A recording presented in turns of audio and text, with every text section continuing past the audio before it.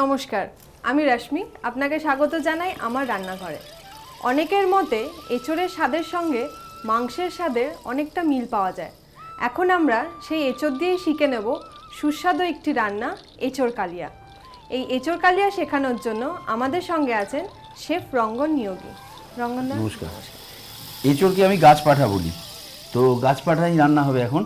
তো এর জন্য যা যা লাগবে, এঁচোড়টাকে আমি আগে সেদ্ধ করে ভেজে রেখেছি, আলুটাকে আমি ভেজে রেখেছি, চিনি, টমেটো পিউরি, নুন, ঘি, শুকনো লঙ্কা, হলুদ গুঁড়ো, ধনে গুঁড়ো, আদা বাটা, গোটা জিরে, গোটা গরম মশলা। প্রথমে আমি গ্যাসটাকে অন করব, ঘি দেবো এতে, পুরো ঘিতে রান্না করব। আচ্ছা,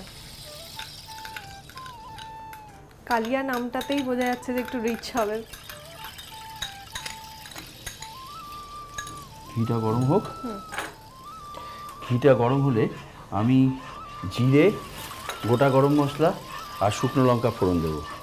হ্যাঁ, এবার তেজপাতা দিয়ে দেবো, অল্প একটু জিরে, শুকনো লঙ্কা দুটো ভেঙে দিয়ে দিলাম, একটু দারচিনি, দুটো এলাচ, দুটো লবঙ্গ,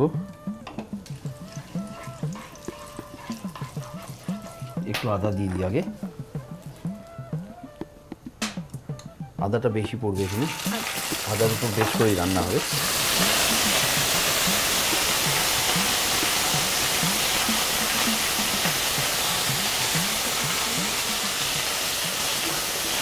চিনি, চিনি হলে কালার হবে। এবার এঁচোড়টা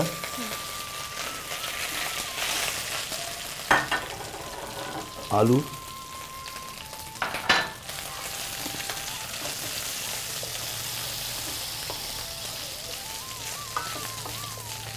হলুদ দেব,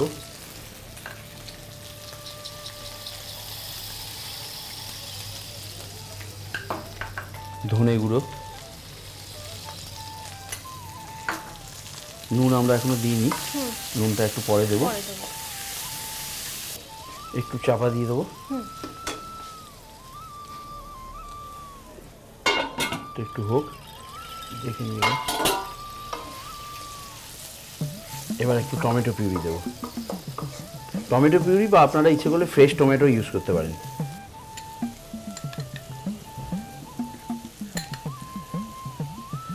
দু স্পুন।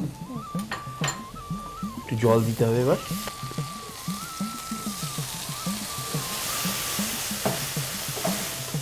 দেখি এবার কি অবস্থা হয়েছে। এটা সেদ্ধ হয়ে গেলে নুন দেবো। হ্যাঁ, মোটামুটি সেদ্ধ হয়ে গেছে। একটু নুন দিয়ে দাও। যেহেতু এঁচোড়টা সেদ্ধ করার সময় একটু নুন দিয়ে সেদ্ধ করেছিলাম, সেই জন্য নুনটা পরে দিলাম। আর নুন লাগবে না, আর লাগবে না। এঁচোড় কালিয়া আমাদের রেডি। এটাতে সার্ভ করি। হ্যাঁ,